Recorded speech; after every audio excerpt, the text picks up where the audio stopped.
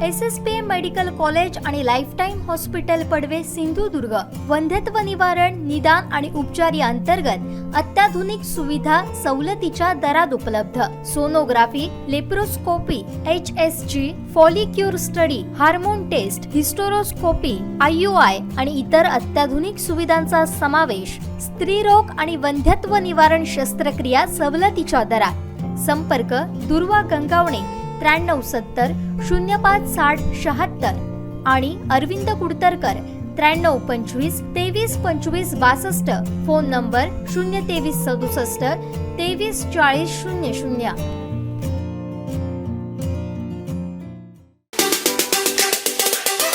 शिंदे गटाचे जिल्हा प्रमुख अशोकजी दळवी यांनी पत्रकार परिषद की पत्रक काढलेलं आहे आणि सावंतवाडी तालुक्यात 51 कोटी निधी हा विकास कामांसाठी आल्याचं जाहीर।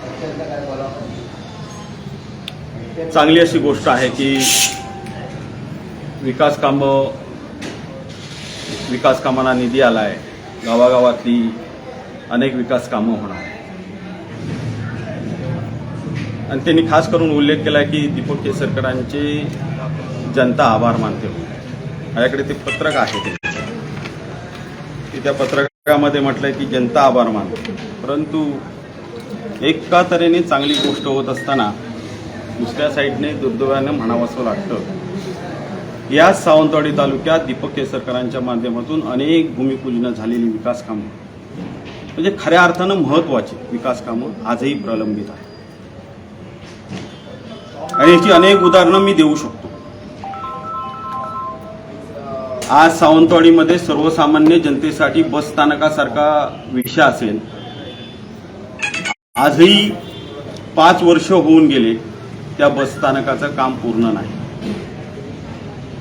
मला आजही आठवतो 2017 मध्ये त्याची वर्क ऑर्डर झालेली आहे। 2017 मध्ये वर्क ऑर्डर झालेली होती, त्यावेळेस त्याच्यानंतर त्याचं भूमिपूजन करण्यात आलं। माझ्या मते बस स्थानकासाठी त्यावेळी जवळपास 3 कोटी आणि डेपोसाठी 4 कोटी निधी हा त्यावेळी टेंडर झालेला होता, परंतु आज रोजीपर्यंत मला वाटतं 2-1 कोटीचं काम झालेलं आहे, बाकीचं काम प्रलंबित आहे। दुसरीकडे बघायला गेलो तर खऱ्या अर्थानं मी वैभव नाईकांचं कौतुक करण्याएवढा मोठा कार्यकर्ता नाही, परंतु वैभव नाईकांचं खऱ्या अर्थानं अभिनंदन करावं असं आहे। सर्वसामान्य जनतेचा आमदार कसा असावा याचं उदाहरण केसरकरांनी आता वैभव नाईकांकडून शिकण्याची काहीतरी गरज आहे। त्यांच्यानंतर म्हणजे 2017 नंतर कुडाचं बस स्थानक मंजूर झालं, त्याचं काम पूर्ण झालं। ओरसचं बस स्थानक पूर्ण म्हणजे त्याच्यानंतर वर्क ऑर्डर झाली, ते पूर्ण झालं का। म्हणजे मालवणचं 2019 मध्ये माझ्या मते मालवणची वर्क ऑर्डर झाली, तर त्याचं काम सुद्धा आज 50% झालं। म्हणजे 3 कोटीचं बस स्थानक मालवणमध्ये मंजूर झालं, त्याचं सुद्धा बस स्थानक म्हणजे आज सर्वसामान्य म्हणजे मला सांगायचं काय, मला टीका म्हणून टीका करायची नाही कोणावर। आज खऱ्या अर्थानं 15 वर्ष आपण ह्या मतदारसंघाचे लोकप्रतिनिधी आहात। 15 वर्ष झाल्यानंतर खऱ्या अर्थानं भरीव असं काम, भरीव असा निधी, जेणेकरून भविष्यात सुद्धा एखादं इमारत बघितल्यानंतर ही दीपक केसरकरांनी केली असं जनतेला सांगायला कुठेतरी मिळायला पाहिजे होतं। एखाद्या वेळेस रेल्वे म्हणजे मल्टीस्पेशालिस्ट हॉस्पिटल इथं आलेले कोणतरी एखादा पर्यटक विचारला असता हे इमारत कधी झाली किंवा हे हॉस्पिटल कसं उभं झालं, तर कोणीतरी इथल्या स्थानिकांनी सांगितलं असतं हे दीपक केसरकरांनी उभं केलंय। परंतु दुर्दैवाची गोष्ट आहे की ते होऊ शकलेलं नाही आणि होत नाहीये। आणि मला म्हणून मी मगाशी म्हटलं ना, वैभव नाईकांकडून काही गोष्टी, तर वैभव नाईकांनी आजपर्यंत बघितलं तर कधीच म्हटलं नाही मला मंत्रिपद द्या त्याच्यानंतर विकास कामं। तुम्हाला आज सत्तेतलं म्हणजे आमच्याकडे आल्यानंतर आज बघा ह्यांचा पूर्ण 15 वर्षाचा कालावधी जर अजून झालेला नाही तरी सुद्धा 50% ह्यांना कालावधी हा मंत्रिपदाचा आहे ह्यांचा, आणि तरी मतदारसंघातले अनेक प्रश्न. मला आश्चर्य वाटलो. काल आता मी पोलीस स्टेशनला गेलो होतो. काल पोलीस स्टेशनला गेलो ते महाराष्ट्र राज्याचं सुरक्षा महामंडळाचं ट्रेनिंग सेंटर ओपन होणार होतं. ते मला आता रद्द होणार. मी म्हटलं का रद्द होणार?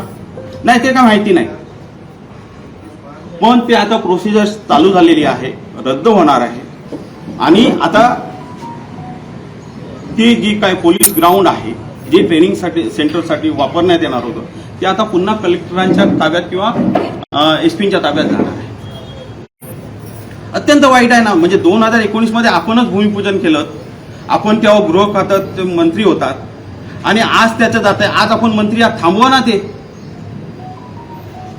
काहीतरी करून दाखवा. आज तुमच्या ह्याच्यामध्ये बाळासाहेबांच्या नावाने हिंदुत्व सम्राट बाळासाहेबांनी न्याय प्रबोधिनी चालू केलं. काय होतंय तिथे? आज सर्वसामान्य जनतेसाठी, सर्वसामान्य विद्यार्थ्यांसाठी बघा त्याचे ह्याचं विद्यापीठ, मुंबई विद्यापीठाचं उपकेंद्र ओपन केलं होतं. पुणे मुंबई ह्याच्यात आपल्या आंबोली जागा घेणार आणि तिथे कार्यालय ओपन करणार किंवा तिथे ते केंद्र ओपन करणार म्हणून झालं, पण त्याची प्रोसिजरच होत नाहीये. आता 8-10 महिने झाले ना तुम्हाला मंत्रीपद होऊन. साध्या माझ्या गावातला विषय सांगतो तुम्हाला. माझ्या गावातला विषय फळपीक विमा, म्हणजे आबा बागायतदारांना आंदोलन केलं. आता कलेक्टर म्हणतात त्यांचा महिन्याभरात निधी, पण तुम्ही मंत्री आहात, तुमच्या मतदारसंघातला प्रश्न आहे. माझ्या गावातला आहे, मला तळमळ आहे, पण तुमच्या मतदारसंघातला प्रश्न तुम्हाला निवेदन देऊन 2-3 महिने झाले, एकदाही बैठक लावली नाही शेतकऱ्यांची. पण त्याच्यासाठी वैभव नाईकांसारखा कार्यकर्ता पाहिजे. कुठंतरी विचारांची, पक्षाची प्रामाणिकपणा पाहिजे, नेत्याशी निष्ठा पाहिजे आणि जनतेशी बांधिलकी पाहिजे. तुमच्यात ती नाही बांधिलकी. जनतेसाठी आज तळमळीन काम करताना कुठंतरी तुम्ही कमी पडताय, हे मान्य करा. मी मगाशी दळवी साहेबांचं नाव, खरोखर अशोक दळवींनी या संदर्भात आता ते जिल्हा प्रमुख आहेत.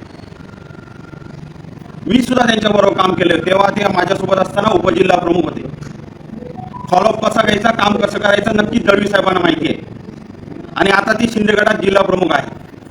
त्यांनी तरी आता म्हणजे खऱ्या अर्थानं त्यांची जेवढी दीपक केसरकरांची कारकिर्दी आहे तेवढी दळवी साहेबांची उलट त्याच्यापेक्षा जास्त असेल. पण आता दळवी साहेबांनी खऱ्या अर्थानं त्यांना कुठंतरी, कारण माझ्या मते मी त्यांच्यावर काम केलंय. दीपक केसरकरांची खरी नस माहिती असेल ते अशोक दळवींना, कारण त्यांच्या एवढा ते आता बळीत अनुभवी माणूस आणि त्याच्यावर काम केलेला माणूस नाही. त्यामुळे योग्य नसीवर दळवी साहेबांनी आता त्यांच्यावर दाबावी आणि ही विकास कामं जी आहेत, खरी विकास कामं, खऱ्या अर्थानं मतदारसंघाच्या सर्वसामान्य जनतेचं भरीव अशी विकास, सर्व आरोग्याचा प्रश्न सोडवला गेला पाहिजे, बस स्थानकाचा प्रश्न सोडवला गेला पाहिजे. 5-5 वर्ष प्रलंबित असलेला प्रश्न. आज रेल्वे स्टेशन बघा, आज इतर बसस्थानक किती गाड्या थांबतात त्या बघा. आमच्या सावंतवाडी स्टेशनला किती गाड्या थांबतात. जंक्शन आहे, महाराष्ट्राचं शेवटचं स्थानक आहे महत्वाचं, असताना सुद्धा ही दुरावस्था. आरोग्याचे तर 12 वाजवलेतच, आरोग्याच्या बाबतीत काय बोलूच नाही.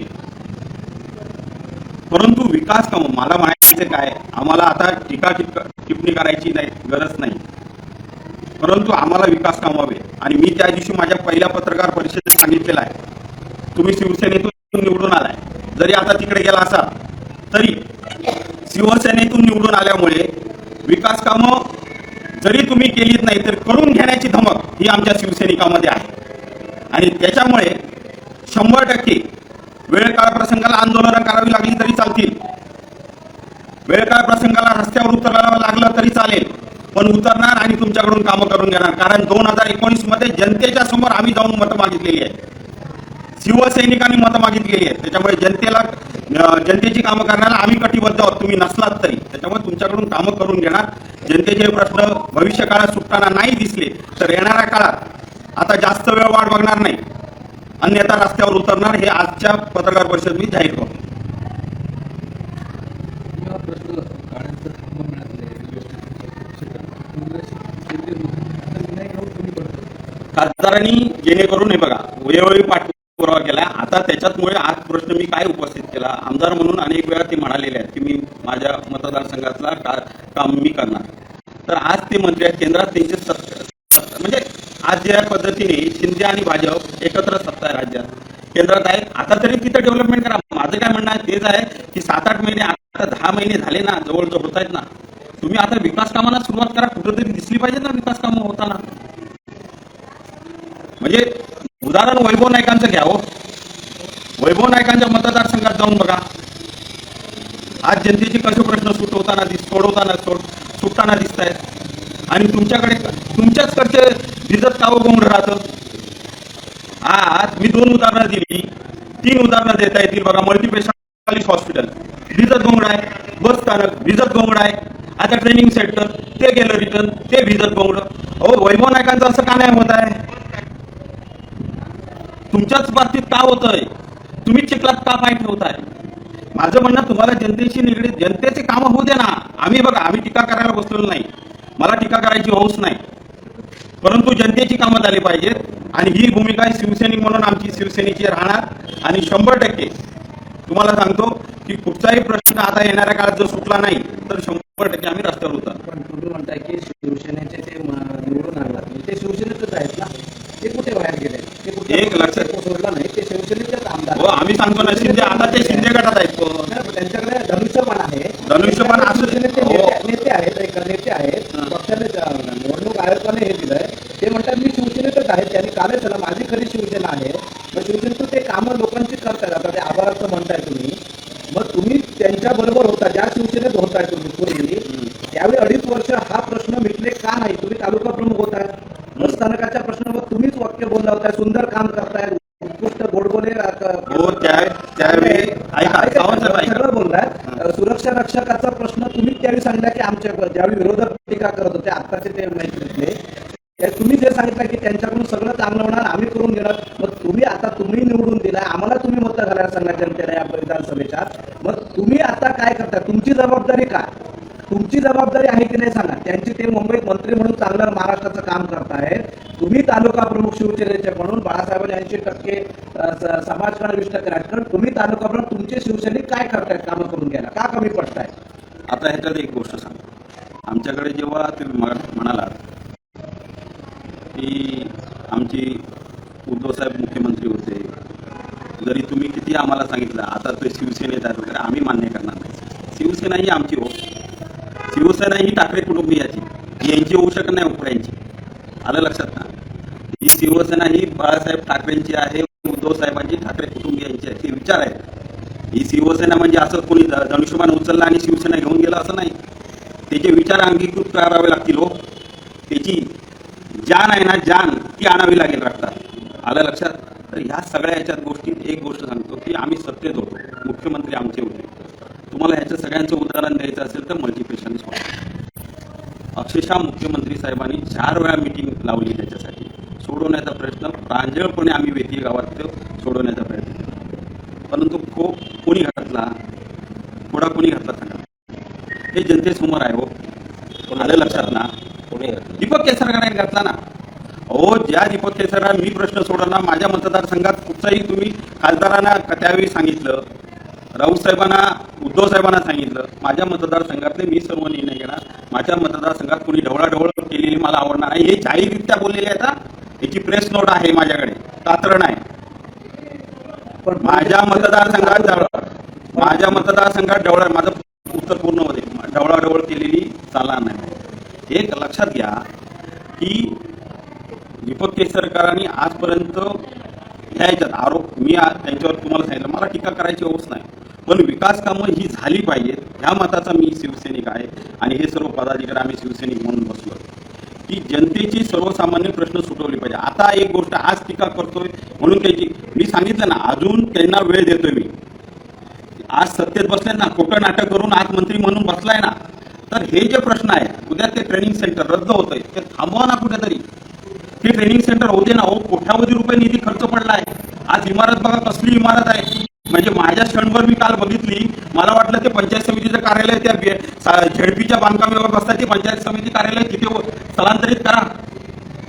जाऊ दे जनतेसाठी सुखसोयी चांगलं म्हणजे कार्यालय ओपन होते ना.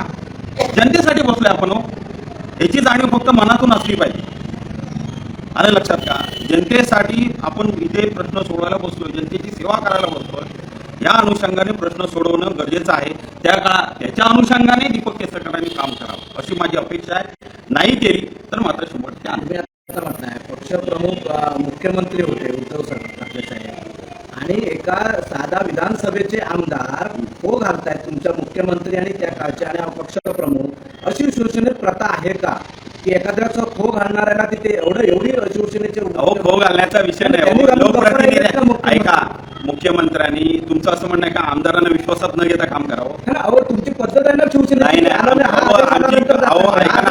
आमच्या पक्षप्रमुखांनी एखादा निर्णय लक्षात घ्या. पक्षप्रमुखांचा किंवा शिवसेना प्रमुखांचा आदेश आल्यानंतर शिवसेना आणि शिवसेना पदाधिकाऱ्यांना मान्य.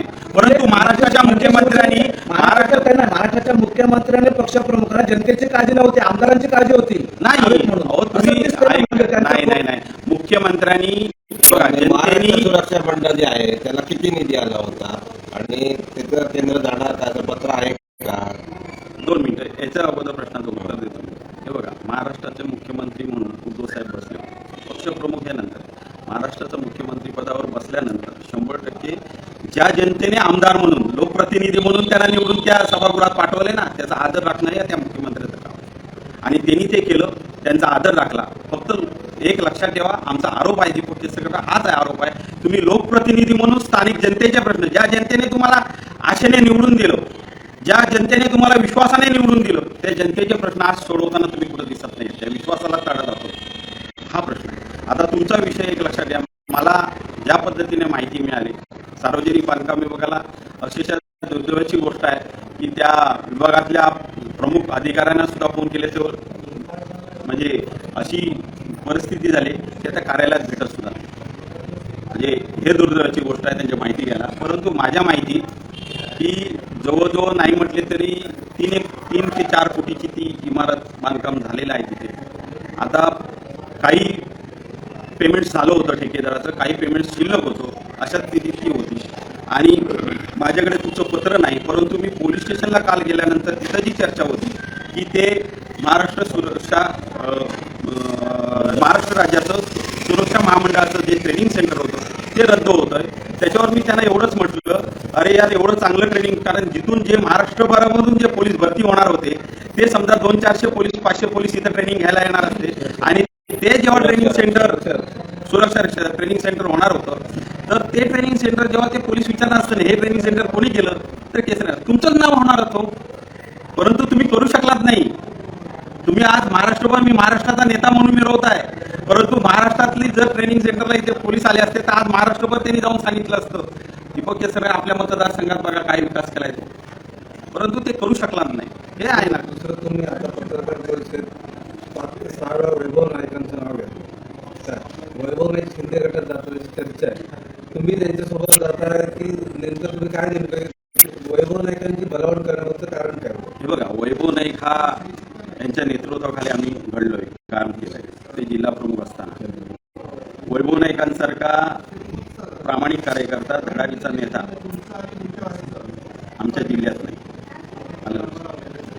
आणि वैभव नाईक हे मी सांगायची गरज नाही, आज सिंधुदुर्गातल्या सगळ्या शिवसैनिकांना विचारलं तरी छातीशोकपणे सांगतो, वैभव नाईक हे एक वेळ जेलमध्ये जाणं म्हणजे जर त्यांना दबून कुठेतरी गुन्ह्यात अडकवलं गेलं, म्हणजे ज्या पद्धतीने आज अडकवलं जात आहे प्रत्येकाला, तसं जसं राऊतसाहेबांना अडकवलं गेलं तशा पद्धतीने संजय राऊत साहेबांना अडकवलं गेलं, तसंच जर वैभव नाईकांना अडकवण्याचा प्रयत्न एक वेळ जेलमध्ये जाणं पसंत करतील, परंतु पक्ष सोडणार नाहीत एवढा ठाम विश्वास आमच्यावर वैभव नाईक. परवा खासदारांचा वाढदिवस झाला तर खासदारांचे जे बॅनर लागले होते त्याच्यावर वैभव नाईकांना त्याविषयी तुम्ही नाही. आता काय तो प्रश्न तुटलाय आणि काय होतं चुकाने अनादाने राहिला असेल त्याच्यात एवढी चर्चा नाही. याच्यानंतर ह्याच्यामुळे जर बॅनरवर फोटो लागला नाही म्हणून वैभव नाईक सोडली, एवढा वैभव नाईक कच्चा म्हणजे हे नाही, लहान नाही आहे नेता. वैभव नाईक हे महाराष्ट्राचा आता नेता, भविष्यातलं मंत्रिमंडळात पहिल्या स्थानामध्ये वर्णी लागेल अशा तऱ्हेचं आमचं नेतृत्व आहे. आणि देशभराच्या कार्यालयातून सातत्याने तुमचे आरोप केले मला की तुम्ही भाड्याच्या त्यानंतर तुम्ही स्वतःचं घर घेतलं या आरोपाला काय आहे माहिती आहे, मी खरं तर ह्या प्रश्नाला उत्तर देणार नव्हतो. कारण एक लक्षात घ्या, मला माझ्या आईवडिलांचे संस्कार आहे. मी स्वतःला छत्रपतींचा मावळा समजतो, बाळासाहेबांचा शिवसैनिक आहे. पुढं कोणावर बोलायचं, एखाद्या महिलेवर बोलायचं आणि एखाद्या ज्येष्ठ महिलेवर बोलणं कितपत योग्य आहे ह्या. आणि ज्या दिवशी माझ्यावर हे आरोप झाले, दुर्दैवाने म्हणजे सांगतो खरी गोष्ट, वडिलांनी सकाळीच मला सांगितलं ह्या विषयात तू बोलायचं नाही. आज त्यांनी बोलल्यात बोलू दे, पण तू बोलायचं नाही. एक लक्षात, पण तरी सुद्धा सांगतो एकच की मी काही म्हणजे एखाद्या गरीब कुटुंबातला एकदम दरिद्री कुटुंबातला जन्माला आलेलो मुलगा नाही. माझं पण एका सदन कुटुंबात म्हणजे खाऊन जेवून वगैरे सुखी राहू शकतो अशा कुटुंबात त्यांनी अगोदर माझी हिस्ट्री काढावी. माझा जन्म हा मुंबईत झाला. आजही मुंबईत म्हणजे ह्यांना माहिती नसेल तर सांगून ठेवतो, मुंबईत आमचा फ्लॅट आहे. चिपळूणमध्ये शिक्षण झालं, चिपळूणातही फ्लॅट आहेत. म्हणजे माहिती नसेल तर त्यांना पोचवा जरा. चिपळूणमध्ये फ्लॅट आहे, तिथं माझं शिक्षण झालं. माझ्या वडिलांची अर्धी सर्व्हिस तिथं झाली. सावंतवाडीत फ्लॅट आहे आणि दुकाने आहे गाळा. म्हणजे एवढे सदन कुटुंबातला मी आहे. म्हणजे एकदम हे जसं समजतात ह्यांच्यासारखं म्हणजे काय बोलावं आता ह्यांच्याबद्दल. मी पण त्याच विचारायचं. एक लक्षात द्या, फक्त एकच गोष्ट, मला आता टीका नाही कोणावर करायची. यांनी काढलं. आता दुसऱ्याबद्दल बोलायचं झालं तर मला ज्या दिवशी तालुका प्रमुख म्हणून कोणतरी व्हॉट्सअप लगेच कोणीतरी मला अड्ड्यावरचा फोटो पाठवला. अरे हे तालुका प्रमुख शिवसेनेतले होणार का? म्हटलं मला माहिती नाही. तर संघटनेत आहे का की आमदार निधीची जी कामं असतात आणि जी ठेकेदारांची वाटप केलं जातं साधारण आता पण जी टक्केवारी जी प्रथा जी 2% द्याव्यात ते आहे का? एक गोष्ट लक्षात द्या, ज्याला काळी होते ना त्याला जग सगळं पिवळं दिसतं. आता काळी झाली त्यांना विचारा, त्यांच्या चालतं, आमच्या ह्याच्यात नाही. आम्ही छाती ठोकपणे आजही वियांशीत जातो, त्यावेळी जायचो आणि अधिकाऱ्याने भांडायचो. मग कोणी असू दे, ठेकेदारांचे. उलट ठेकेदारांचे लाड कोणाचे होत आहेत? बसस्थानकावर जाऊन बघा. बसस्थानकावर 5 वर्षाली त्या ठेकेदारावर काय कारवाई होत नाही? त्या ठेकेदारावर कारवाई काय होत नाही? 5 वर्ष झाली, तो अजून काम पूर्ण करत नाहीये. तुम्ही दरवेळी सांगताय की ठेकेदारावर कारवाई करणार. तो जीएसटी साठी आणि भाववाढीसाठी पत्र देतो आणि तुम्ही त्याच्यासाठी कारवाई थांबवता. असे मला हे बघा, मला बोलायला कोणी लावू नये. बोलत राहिलो तर मी खूप काही बोलेन. माझ्याकडे मी प्रामाणिकपणे सांगितलं, मी प्रामाणिक शिवसेनेचं कार्यकर्ता आहे आणि जिथं राहिलो तिथे प्रामाणिक. मी आज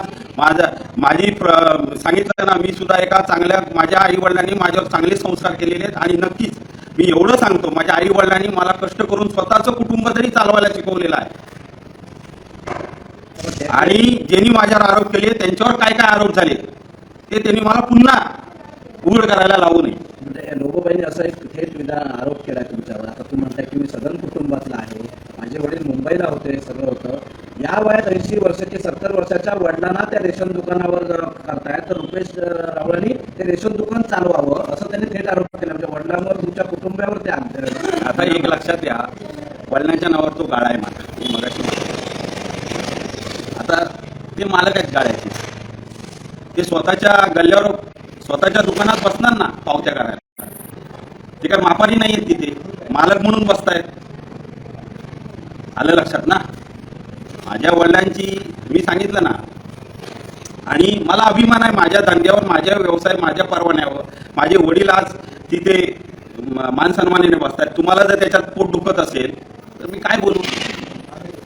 आणि असे कितीतरी आज म्हणजे बाजारातल्या सगळ्या दुकानावर 70-80 वर्षाचे वयस्कर माणसं, ज्येष्ठ मंडळी काय व्यवसाय करत नाहीत का?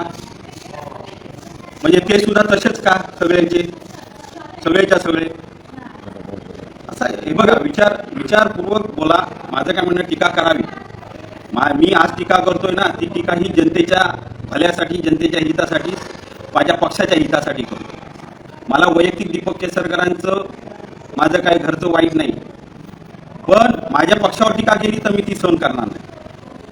जनतेच्या हिताच्या असेल तर 100% दीपक केसरकर टीका करणार. तुम्ही जी टीका केली ती खाजगी टीका करताय. त्याच्यात काय जनतेचं भलं होत असेल तर अशी अवश्य माझ्यावर टीका त्यांनी करावी. सर तुम्ही म्हणताय की रस्त्यावर उतरणार कामं नाही होत, नेमकं काय करणार? नाही, आता म्हणूनच सांगितलं मी पुढचे 8-15 दिवस वाट बघणार आणि माझी भूमिका जाहीर करणार. मी आजची फक्त त्यांना जाणीव देण्यासाठी प्रेस घेतलेली आहे की भविष्यात हे जनतेचे प्रश्न प्रलंबित राहत आहेत. तुम्ही ह्याच्यावर पुन्हा विचारविनिमय करा. मी दळवी साहेबांना आपल्या माध्यमातून विनंती करतोय की ते जिल्हा प्रमुख आहेत त्या पक्षाचे. आता मी त्यांच्याबरोबर काम केल्यामुळे ते उपजिल्हा प्रमुख असताना त्यांचं चांगल्या पद्धतीत फॉलोअप असतो हे मला चांगलं माहिती आहे. एखाद्या गोष्टीचा पाठपुरावा कसं करावं हे म्हणजे त्यांच्याकडून हे बघितलेलं आहे. तर दळवी साहेबांनी त्यांना ते आठवण करून द्यावी आणि ती विकास कामं करून घ्यावी अशा तऱ्हेची माझी आजची प्रेस आहे. जर केसर शिवसेनेने ठाकरे गटाने नूतन जिल्हा प्रमुख नेमले संदेश पारकर. आतापर्यंत असं झालं तर अजून त्या 8-10 दिवस झाले ते नाराज आहेत की सावंतवाडी मतदारसंघातील. नाही, या संदर्भात जिल्हा प्रमुख नियुक्त करण्याचे अधिकार हे साहेबांचे आहेत आणि माझा बॉस कोण ठरवण्याचा अधिकार तालुका प्रमुखाला नाही, तो साहेबांना आहे. त्यामुळे साहेब करतील जाहीर. जर केसरकर आणि सुरक्षा जर हलवलं नाही इथेच ठेवलं मल्टिपल हॉस्पिटल येत्या 31 मार्चमध्ये 8 दिवसात तुमच्या केलं तर शिवसेनेचे आमदार म्हणून शिवसेनेचे मंत्री म्हणून तुमच्या विचारधारेने तुम्ही लोकांना मतदान तर त्यांचा भव्य सत्कार करणार काय? त्याच्या सत्काराचं काय हो, कामं तुम्ही करायचे म्हटलंय, जर त्यांनी कामं केली, सत्काराच्या अपेक्षा नाही आमदार करत. म्हणून शिवसेनेचे आमदार म्हणून ऐका, एक गोष्ट आता ते शिवसेनेचे राहिलं मी सांगितलं आमचा त्यांचा संबंध नाही. एक स्पष्ट तुमचं जर असेल की आमचे त्यांचे आम्ही संबंध ठेवणारे नाही. ज्यांनी ठाकरे कुटुंबियांशी ज्यांनी शिवसेनेशी नातं तोडलं त्यांनी आमच्याशी सुद्धा नातं तोडलं. आमचं नातं तुटलं. राजीनामा का मागत नाही आम्ही आमदार म्हणून? ऐका ना, राजीनामा कालच्या प्रेसमध्ये सांगितलं ना मी, त्या दिवशी द्यावा. त्यांची परिस्थिती आज मतदारसंघात काय आहे ना, या विकास कामं न केल्यामुळे हे त्यांनी जरा बघावं. इव्हन मी त्या दिवशी म्हटलं आमदारकीचा सुद्धा राजीनामा नको देऊ. मंत्रीपद आहे ना, ते खोटं नाटं आहे ना, त्या मंत्रीपद फक्त काढा बाजूला आणि गावात जाऊन आमदार म्हणून फिरा. बघा किती लोक जमतात. ती 4 लोक जमणार नाही. ही परिस्थिती सध्या आहे गावागावात. परिस्थिती झालेली आहे कारण तुम्ही विकास कामं म्हणजे त्या दिवशी मी आंबोलीत गेलो होतो. आंबोलीतले सुद्धा लोक आली म्हणाले कबूलच यांचा प्रश्न अजून आमचा सुटला नाही, काय करायचं. अनेक प्रश्न आहेत म्हणजे जाऊ तिथे प्रश्न आहेत. त्याच्यामुळे बघा अनेकांना प्रश्न दिले तुम्ही पर्यटनाखाली. आता त्या आंबोलीकरांना तिथं प्रश्न दिला बोट कोर्स आम्ही करणार तिथे, काय झालं? काही नाही, फक्त सांगितलं गेलं, बाकी पुढे काही झालेलं नाही. पण आता एक माझं म्हणणं आहे की सगळं राहू दे बाजूला, पण जे काही आता ट्रेनिंग सेंटर आहे सुरक्षा महामंडळाचं, जे काही महाराष्ट्र राज्य सुरक्षा महामंडळाचं जे ट्रेनिंग सेंटर आहे ते तरी रद्द करू नका. एवढी मोठी सुसज्ज इमारत तिथं झाले तर ते तरी पूर्णत्वाकडे द्या. मल्टीस्पेशालिस्ट हॉस्पिटल, आरोग्याचा प्रश्न आहे तर ते तरी पूर्ण करा. बस स्थानकाचं सर्वसामान्य जनतेचं आहे ते तरी पूर्ण करा. म्हणजे असे प्रश्न आहेत. आता विद्यार्थ्यांच्या भविष्यासाठी मुंबई विद्यापीठासारखं उपकेंद्र ते होऊ दे ना, चालू होऊ दे ना. मग ह्या सगळ्या गोष्टी ज्या आहेत, रेल्वे स्टेशन आहे, हे सर्व प्रश्न हे सर्वसामान्य जनतेचे आहेत. पण हे विमानाने जातात त्याच्यामुळे ह्यांना कळणार नाही. हे बातमीपत्र आणि आमच्या संपूर्ण दिवसभरातले अपडेट्स आपण पाहू शकता मोबाईल ॲपवर. लगेचच प्ले स्टोअर वर जा आणि डाउनलोड करा कोकण 7 लाईव्हचं मोबाईल ॲप.